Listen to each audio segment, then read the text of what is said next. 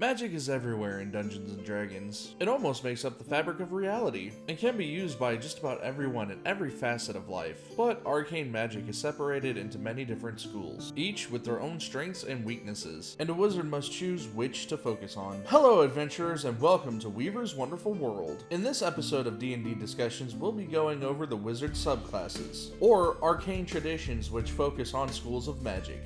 Now, there are many different schools, so I'll be separating this topic into a few different videos. In this video, we'll be going over Bladesinging, Order of the Scribe, which is still an unearthed arcana, and the first two schools of magic. Now, without further ado,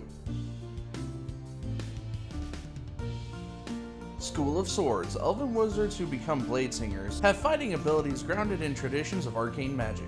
While in battle, Bladesingers will perform intricate yet elegant maneuvers, not only to fend off would-be attackers, but as well to channel magic into devastating attacks and cunning defenses. Being a Bladesinger is restricted, however. Only elves and half-elves can choose the School of Swords, as it is a closely guarded secret among the Faerun elves. Even in homebrew worlds, I would make this an elven secret.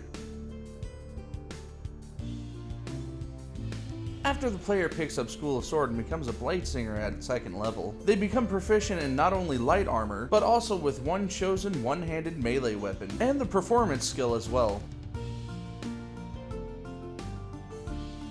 When the player character's elf picks up Bladesong, at 2nd level this invokes a secret elven magic, gracing them with supernatural speed, agility, and focus, so long as they're not wearing heavy or medium armor or wielding a shield. Invoking Bladesong requires a bonus action and lasts for 1 minute. However, Bladesong will end if the player character is knocked unconscious, dons a shield, heavy or medium armor, or wields their weapon with 2 hands. So there are some pretty decent restrictions with what an elf can do with this magic. While Bladesong is active, the player character gains bonus AC equal to their intelligence modifier, a 10-foot increase in movement, advantage on acrobatics checks, and a bonus on constitution saving throws equal to their intelligence modifier. The PC basically becomes a dancing speed demon on the battlefield, while Bladesong is active. At 6th level, you get an extra attack whenever taking the attack action. Once Bladesinger hits 10th level, they can use their magic to absorb damage. This is done by expanding a spell slot. Damage dealt is then reduced equal to the level of the spell slot times 5. As an example of this, if the Bladesinger were to take 40 points of damage, they could expend a 5th level spell slot to reduce that by 25 points. So instead of taking a full 40, they're now only taking 15. This is a very powerful defense that can come in handy for a squishy wizard. This ability, like Song of Defense, is also very interesting and makes the wizard a powerhouse. Once the Bladesinger hits 14th level, they can add their intelligence modifier to their melee attacks, meaning they can do big damage with a little Why? Why now? Why do you always have to interrupt me? Fine, don't answer me.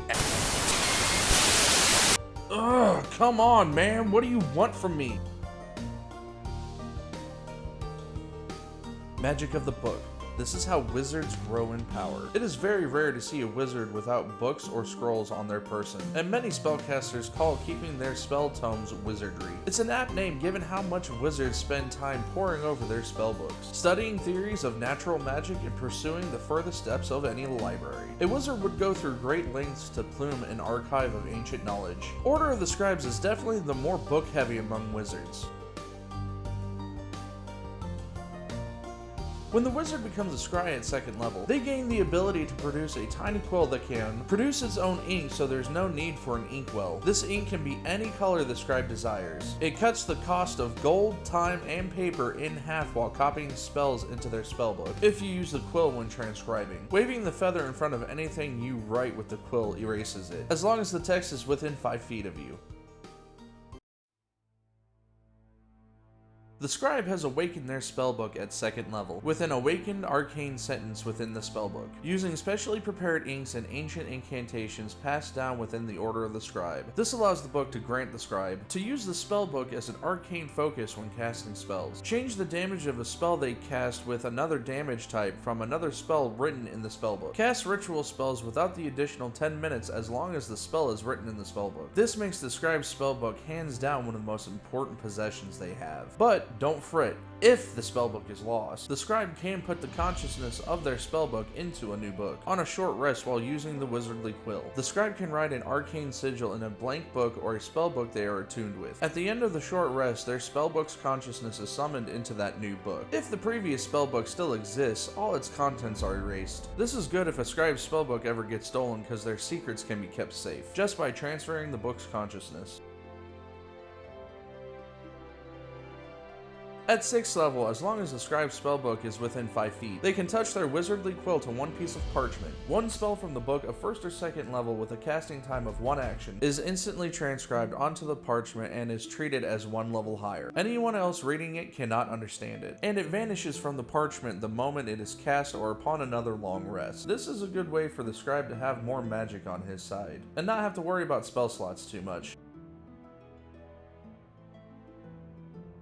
Once the scribe hits 10th level, they can manifest the mind of their book into a space within 60 feet of them. The manifested mind can look like a ghostly book, scrolling text, or a scholar from the past. It also has a number of hit points based on the scribe's wizard level and intelligence modifier. It will use the scribe's AC and saving throws for combat as well. The spectral form can see, hear, and has dark vision of up to 60 feet. See the Unearthed Arcana script for the rest of the effects, because this ability is far too long and I still have 2 other classes to go over in this video. With this ability, the scribe is able to swap places with the manifested mind. As well, if the scribe dies, the book can revive them after 1 minute. But this comes at a great cost, so use it very sparingly. The Order of the Scribe Wizards seem a bit overpowered, but I think it was built that way on purpose, so I'm interested to see if it'll make it to a source book and continue as a subclass. The School of Abjuration is all about protecting the user, blocking other forms of magic, and banishing one's foes. Detractors will say the school is all about denial, negation instead of assertion. As a School of Abjuration wizard, they understand ending harmful effects. Protecting the weak and banishing evil is not just a philosophical void, it's a proud and respectful path. When picking up Abjuration at 2nd level, the wizard gains Abjuration Savant. This halves the gold and time it requires to copy Abjuration spells into your spellbook.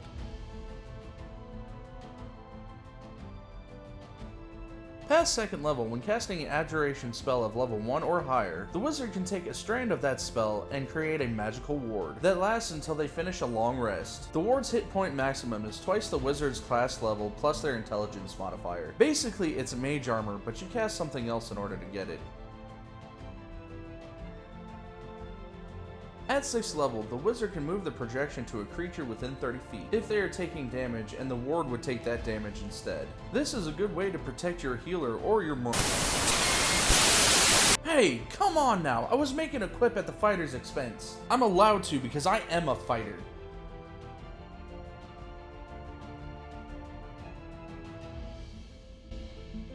Anyways, at 10th level, the wizard's improved Abjuration allows them to add their proficiency bonus to their ability checks when that spell calls for one. Some examples would be Counterspell or Dispel Magic. These are good spells to have around to stop your opponent, and it can greatly affect the flow of battle.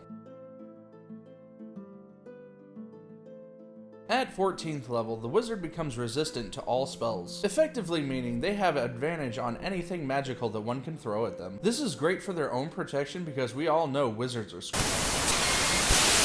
Really? I can't even comment on how wizards are glass cannons now? Ugh. Anyways, on to the next subclass. Wizards who love to poof stuff in and out of thin air will love the Conjuration school. They can conjure killer clouds or beasts from this plane or the next. As the wizard grows, spells like fly and teleportation become a mainstay of their transportation. When picking up School of Conjuration, the wizard will get Conjuration Savant. All spells in this category are halved for time and gold. The wizard can project an inanimate item into their hand or in an unoccupied space that is 3 feet on all sides and weighs less than 10 pounds. This can be anything the wizard has seen and disappears after 1 hour. I'm not sure if others would allow this, but I would say they could conjure a short sword and use it if they wanted to. At 6th level, the wizard can teleport up to 30 feet. As well, and this is pretty cool if they have a melee combatant in their party, they can also magically swap places with a willing creature within 30 feet. If I had a wizard in my party that wanted to swap spaces so I, the fighter, could take on what was targeting him, I would definitely be willing. This is a nice ability to have for any conjurer. While casting a conjuration spell, the wizard cannot lose concentration. So, past 10th level, the wizard is amazing at conjuration concentration. Once the Conjuration Wizard hits 14th level, any creature they summon gets an extra 30 temporary hit points. That's pretty boss, and it's at a decent level too. So, because Order of the Scribe had so much information in it, I have to cut this video here. I got 4 subclasses in, and I should be able to fit the rest that are not critical role related into the next video. So, as always, I'm your host Ginsu Weaver. Thank you for joining me on Weaver's Wonderful World. And remember, breakfast is the most important meal of the day, and donuts are the best breakfast food. So eat up, stay healthy, and I'll catch you in the next rendition of D&D Discussions.